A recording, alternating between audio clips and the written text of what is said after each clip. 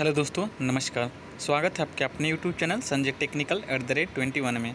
आज की इस वीडियो में हम पुनः 25 महत्वपूर्ण प्रश्नों का डिस्कशन करेंगे, जो कि आगे आने वाले किसी भी टेक्निकल एग्ज़ाम के लिए आप लोगों के लिए काफ़ी महत्वपूर्ण होंगे। तो चलिए वीडियो को शुरू करते हैं बिना किसी देरी के। आज का हमारा पहला प्रश्न है, हेक्सा ब्लेड के दांतों की सेटिंग दो प्रकार से की जाती है। तो सबसे पहले हम बात करेंगे हेक्सा ब्लेड। तो हेक्सा ब्लेड जो होते हैं आपके हेक्सा मशीन में हेक्सा फ्रेम जो होता है उसमें प्रयोग किया जाता है, ठीक है। और यह हाई कार्बन स्टील या हाई स्पीड स्टील्स के बनाए जाते हैं, ठीक है। हेक्सा ब्लेड की लंबाई 250 मिलीमीटर तक होती है, ठीक है। और यहाँ पे जो दांत ये अलग अलग प्रकार के होते हैं, जैसे कि मुख्यतः दो प्रकार के हेक्सा ब्लेड प्रयोग किए जाते हैं, जैसे कि ऑल हार्ड और फ्लेक्सिबल। तो जो फ्लेक्सिबल होता है वो सर्वाधिक प्रयोग किया जाता है, मतलब सबसे अधिक फ्लेक्सिबल ब्लेड का हम प्रयोग करते हैं, ठीक है। और दांतों की सेटिंग के हिसाब से भी ये दो प्रकार के पाए जाते हैं, एक स्टेगर्ड सेटिंग और एक होता है वेव सेटिंग। तो यही यहाँ पे बात की है कि दांतों की सेटिंग हेक्सा ब्लेड में दो प्रकार से होती है, ठीक है। एक स्टेगर्ड और एक वेव सेटिंग। तो स्टेगर्ड सेटिंग में इसका एक तीत सीधा होता है, जबकि दूसरा तीत जो होता है मुड़ा हुआ होता है। जबकि वेव सेटिंग में यह वेव की तरफ दांतों को डिजाइन किया जाता है। तो ये हेक्सा ब्लेड से संबंधित महत्वपूर्ण प्रश्न थे, जो आज हमने आपको इससे संबंध क्वेश्चन से रिलेटेड बताया है। उम्मीद है आपको हेक्सा ब्लेड से संबंधित सारी इन्फॉर्मेशन प्राप्त हो गई होगी। चलिए नेक्स्ट क्वेश्चन देखते हैं।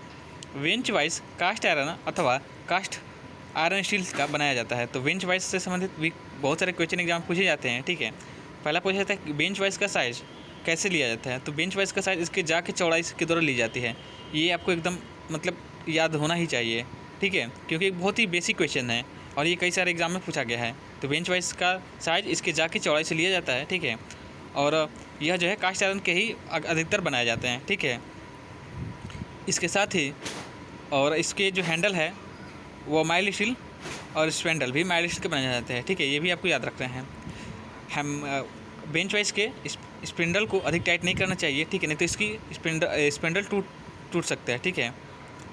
तो इसलिए बेंच वाइस के हैंडल को अधिक क्या नहीं करते, टाइट नहीं करना चाहिए, ठीक है। नेक्स्ट क्वेश्चन है, वाइस क्लैंप एल्युमिनियम के बनाए जाते हैं। तो जो वाइस क्लैंप होते हैं जो फिनिशिंग की हुई जॉब को पकड़ने के लिए प्रयुक्त किए जाते हैं, जो कि एल्युमिनियम के बनाए जाते हैं। ये भी आपको याद होना चाहिए। नेक्स्ट क्वेश्चन देखते हैं 4 नंबर का। यूनिवर्सल सरफेस गेज को बेलनाकार सतह पर भी प्रयोग कर सकते हैं, ठीक है। तो यूनिवर्सल सरफेस गेज जो होता है आपका गोले जब का राउंड निकालना हो या मार्किंग करने के लिए हम इसका प्रयोग करते हैं सरफेस प्लेट पर रख करके, ठीक है। और यह जो है इसके बेस में जो है एक वी ग्रूव बना होता है, जिसकी सहायता से हम इसे बेलनाकार सतह पर भी प्रयोग कर सकते हैं। तो ये भी आपको याद होना चाहिए। नेक्स्ट क्वेश्चन नंबर 5 है, फाइल के टैंक और बॉडी को अलग करने वाला भाग वक्राकार भाग शोल्डर कहलाता है। तो फाइल का जो टैंक और बॉडी को जो अलग करने वाला एक हिस्सा होता है जो होता है उसे हम शोल्डर कहते हैं। यह वक्राकार आकार का होता है, ठीक है। तो ये भी आपको याद होना चाहिए, ठीक है। नेक्स्ट क्वेश्चन है, गुनिया कठोरीकृत इस्पात का बनाया जाता है, यानी कि ट्राई स्क्वायर जो है हार्डेंड स्टील का बनाया जाता है। ये आपको याद होना चाहिए। ट्राई स्क्वायर का प्रयोग भी किसी वर्कपीस को 90 डिग्री पर सेट करने के लिए, जॉब की स्क्वायरनेस को चेक करने के लिए और फ्लैट सरफेस को चेक करने के लिए हम ट्राई स्क्वायर का प्रयोग करते हैं, ठीक है। इसके साथ ही ट्राई स्क्वायर के स्टॉक में एक ग्रू कटा होता है, यह होता है उसके बर को स्थान देने के लिए। ये भी क्वेश्चन कई सारे एग्जाम में पूछा जाता है कि ट्राई स्क्वायर में स्लॉट्स क्यों कटा जाता है, ग्रू क्यों दिया जाता है। तो वर्कपीस के बर को स्थान देने के लिए ग्रू कटा होता है, ठीक है।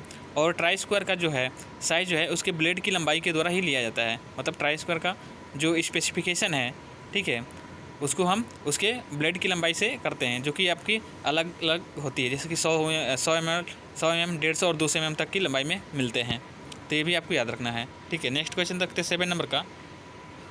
कॉपर सल्फेट को पानी के साथ नाइट्रिक एसिड की कुछ बूंदें मिलाकर तैयार किया जाता है। तो कॉपर सल्फेट एक प्रकार का मार्किंग मीडिया है जो कि जहरीला होता है।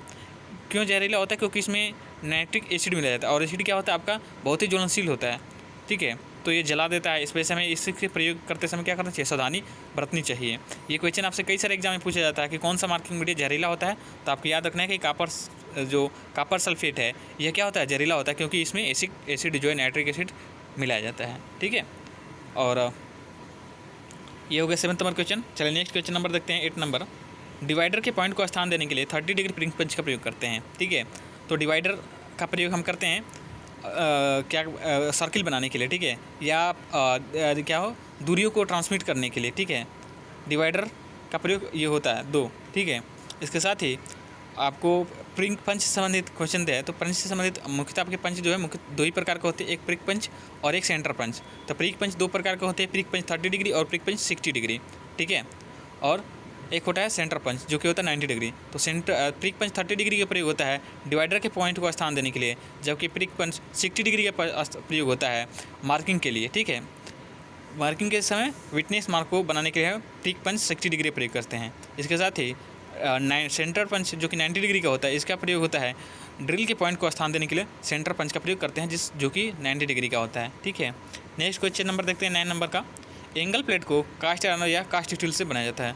तो एंगल प्लेट जो होता है मार्किंग करते समय जॉब को सपोर्ट देने के लिए हम एंगल प्लेट का प्रयोग करते हैं, ठीक है। और यह कास्ट आयरन या कास्ट स्टील से बनाया जाता है, ये भी आपको याद होना चाहिए। नेक्स्ट क्वेश्चन नंबर देखते हैं 10 नंबर का है। टेपर सेंक का प्रयोग बड़े व्यास की ड्रिल के लिए करते हैं। तो सेंक जो होते हैं आपके मुख्यतः दो प्रकार के होते हैं, एक टेपर सेंक और स्ट्रेट सेंक। तो टेपर सेंक बड़े व्यास की ड्रिल के लिए प्रयोग किए जाते हैं, जबकि स्ट्रेट सेंक छोटे व्यास की ड्रिल के लिए प्रयोग किए जाते हैं। स्ट्रेट सेंक जो है आपके छोटे व्यास की ड्रिल के लिए प्रयोग किए जाते हैं, ये आपको याद होना चाहिए, ठीक है। नेक्स्ट क्वेश्चन नंबर है 11 नंबर का। विभाजक यानी कि डिवाइडर का आकार 50 से लेकर के 200 मिलीमीटर तक होता है। और डिवाइडर का प्रयोग हम किस लिए करते हैं, तो वृत्त बनाने के लिए हम करते हैं नॉर्मली, ये आपको याद होना चाहिए। नेक्स्ट है 12 नंबर क्वेश्चन। चेन ड्रिलिंग के पश्चात धातु को अलग करने के लिए वेव या पंचिंग चीजल का प्रयोग करते हैं, ठीक है। तो चेन ड्रिलिंग का मतलब है कि करने का मतलब है कि किसी जॉब को बहुत पास जब ड्रिलिंग की जाती है तो उसे हम चेन ड्रिलिंग कहते हैं, ठीक है। और चेन ड्रिलिंग के पश्चात उसको जब काटना अलग करना हो तो हम वेव चीजल या जिसे हम पंचिंग चीजल भी कहते हैं, इसका प्रयोग करते हैं, ठीक है। और इसकी जो साइज़ होती है वह 150 से लेकर के 400 मिलीमीटर तक की होती है, ठीक है। तो इस वीडियो में हमने बहुत ही महत्वपूर्ण प्रश्न ऐड किए हैं जो अलग अलग टेक्निकल एग्जाम में पूछे गए हैं, और इसके साथ ही जो निमी की बुक में क्वेश्चन दिए गए हैं, ठीक है। और उस टॉपिक से संबंधित महत्वपूर्ण जितने भी प्रश्न बन सकते हैं जो कि आपके आने वाले किसी भी एग्जाम के लिए महत्वपूर्ण हो, उन सभी क्वेश्चन को हमने ऐड करने का भरसक प्रयास किया है, ठीक है।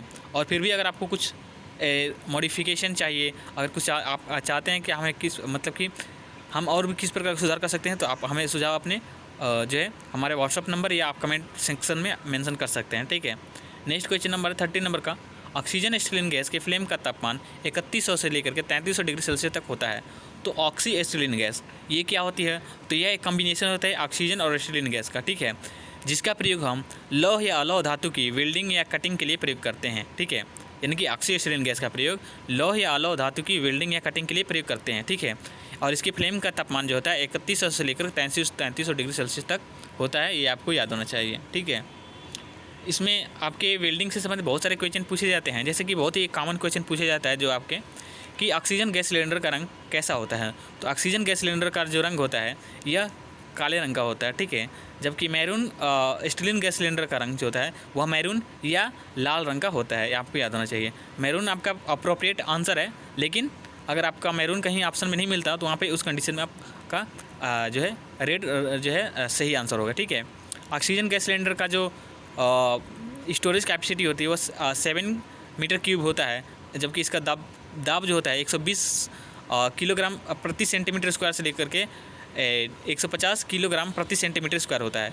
जबकि एसिटिलीन की बात करें तो इसकी स्टोरेज कैपेसिटी होती है 6 मीटर क्यूब, जबकि इसका दाब होता है वह होता है आपका 15 से 16 किलोग्राम प्रति सेंटीमीटर स्क्वायर।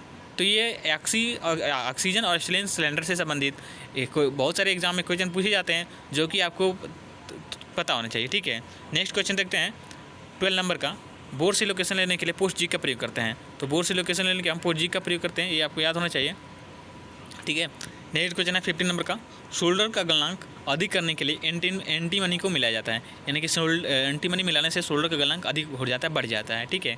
इसके साथ ही इसके अपोजिट की बात करें, अगर शोल्डर का गलनांक कम करना हो, ठीक है, तो हम बिस्मिथ का प्रयोग करते हैं। बिस्मिथ का प्रयोग करने से शोल्डर का गलनांक कम हो जाता है, ये आपको याद होना चाहिए, ठीक है। नेक्स्ट क्वेश्चन है 60 नंबर का। इंस्पेक्शन में जॉब की एक्यूरेसी और फिनिशिंग को देखा जाता है, ठीक है। तो सबसे पहले हम जान लेते हैं कि इंस्पेक्शन क्या है। तो इंस्पेक्शन एक प्रकार की अभिक्रिया है, यानी कि जो आपका काम करते हैं हम लोग, ठीक है, तो उसके बाद की जाने वाली एक अभिक्रिया है, ठीक है, जिसमें हम जो हमने जॉब तैयार की है उसकी एक्यूरेसी और उसकी फिनिशिंग को चेक किया जाता है।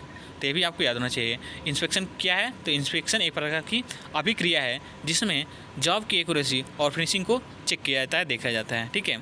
नेक्स्ट क्वेश्चन देखते हैं 70 नंबर का। जहाँ चूड़ी की मोटाई उसके पिच की आधी हो उसे पिच व्यास कहते हैं। यानी कि जहाँ पे थ्रेड की मोटाई, ठीक है, उसके पिच होता है, उसके पिच की आधी हो उसे पिच व्यास यानी कि इफेक्टिव डायमीटर कहते हैं। ये आपको याद होना चाहिए, ठीक है, क्योंकि ये क्वेश्चन कई सारे एग्जाम में पूछा गया है, तो इसलिए आपको ये इंपॉर्टेंट क्वेश्चन है, इनको याद ही होना चाहिए आपको, ठीक है। नेक्स्ट क्वेश्चन नंबर 18 नंबर का।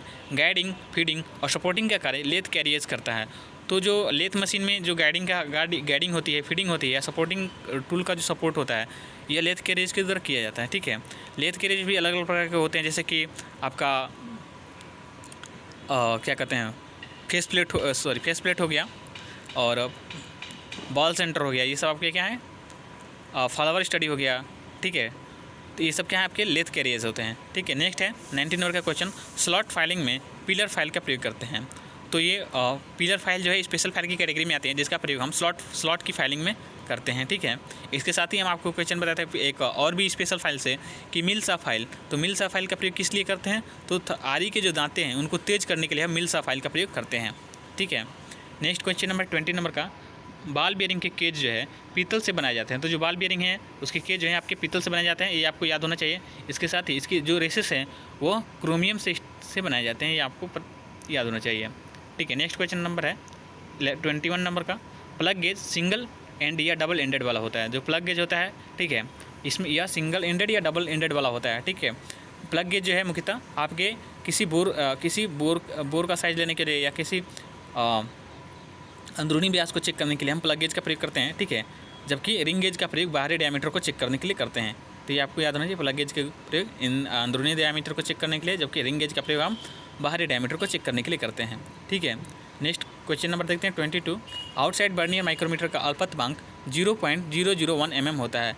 तो ये भी क्वेश्चन कई बार कन्फ्यूज़ करता है आप लोगों को कि आउटसाइड बर्नियर माइक्रोमीटर, तो माइक्रोमीटर का तो लिस्ट काउंट होता है आपका 0.01 मिलीमीटर, ठीक है। जबकि आउटसाइड बर्नियर माइक्रोमीटर की बात करें तो इसका लिस्ट काउंट होता है 0.001 मिलीमीटर, ठीक है। तो ये आपको बेसिक डिफरेंस है आउटसाइड माइक्रोमीटर और बर्नियर माइक्रोमीटर में आपको पता होना चाहिए, ठीक है।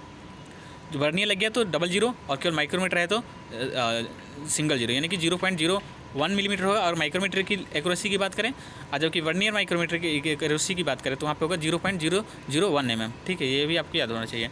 नेक्स्ट क्वेश्चन नंबर देखते हैं 23 नंबर का। बड़े साइज़ के वृत्त बनाने के लिए ट्रेमल का प्रयोग करते हैं। तो ट्रेमल का प्रयोग होता है आपका बड़े साइज़ के वृत्त बनाने के लिए। इसके साथ ही हम आपको बताए थे कि डिवाइडर का प्रयोग भी होता है वृत्त को बनाने के लिए, ठीक है, सर्किल को बनाने के लिए। तो बड़े साइज़ के जहाँ पे साइज वृत्त बनाना हो तो वहाँ पे हम ट्रेमल का प्रयोग करते हैं, ठीक है। ये आपको याद होना चाहिए। नेक्स्ट 24 नंबर का क्वेश्चन है। लेड पाइप की सोल्डरिंग को वाइपिंग कहा जाता है। तो जहाँ पे लेड पाइप की सोल्डरिंग की जाती है उसे हम वाइपिंग कहते हैं, ठीक है। और आज की वीडियो का ये अंतिम क्वेश्चन है, ठीक है, 25 नंबर का। इंडक्शन हार्डनिंग में स्टील को जल्दी से कठोरित किया जा सकता है या कठोर किया जा सकता है, हार्ड किया जा सकता है, ठीक है। तो इंडक्शन हार्डनिंग थोड़ा सा जान लेते हैं, इसमें क्या होता है। तो इंडक्शन हार्डनिंग जो है एक ऐसी हार्डनिंग है जिसमें स्केल फ्री सतह सरफेस जो है प्राप्त होती हैं। इंडक्शन हार्डनिंग में हम कॉयल का प्रयोग करके किसी भी सरफेस को गर्म करते हैं जिससे उसमें स्केल वगैरह नहीं बनती है। तो ये अच्छी होती है और इससे जल्दी भी आपका जो है वर्क पीस जो है हार्ड हो जाता है, ठीक है। तो ये कुछ महत्वपूर्ण 25 प्रश्न थे जो आज की वीडियो में हमने कवर किए हैं। हमने आपका 1 सेकेंड भी एक्स्ट्रा में नहीं क्या किया है, मतलब ख़राब किया है। और उम्मीद है आपने काफ़ी कुछ इस वीडियो से सीखा होगा। अगर वीडियो पसंद ही हो और आपको जानकारी अच्छी लगी तो प्लीज़ वीडियो को लाइक करें और ज़्यादा से ज़्यादा दोस्तों के साथ में शेयर करें। और चैनल पर नए हैं तो चैनल को सब्सक्राइब कर लें। आज के लिए इतना ही, मिलते हैं नेक्स्ट वीडियो में, तब तक के लिए धन्यवाद, जय हिंद।